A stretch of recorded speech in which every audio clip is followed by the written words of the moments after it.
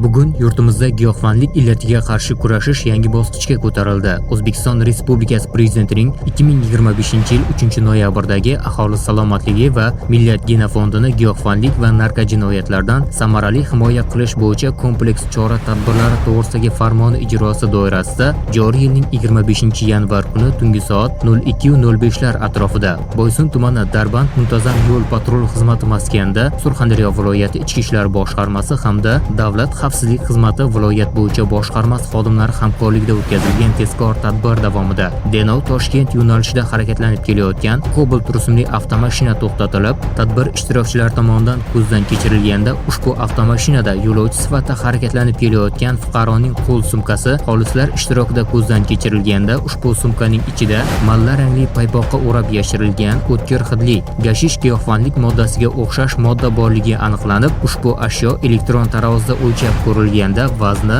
460 gram ekanligi aniqlandi. Tezkor surishtiruv ishlari davomida ushbu fuqarodan mazkur giyohvandlik moddalarini kimdan va qayerdan olganligi so'ralganda, ushbu moddalarni o'zi bilan birgalikda avtomashinada bo'lgan boshqa bir jinoiy sherigidan olganligini ma'lum qilgan. Mazkur holat yuzasidan har ikkala shaxsga nisbatan ham O'zbekiston Respublikasi Jinoyat kodeksining 273-moddasi 5-qismi bilan jinoyat ishi qo'zg'atilib, qamoq ehtiyot chorasi qo'llanilgan.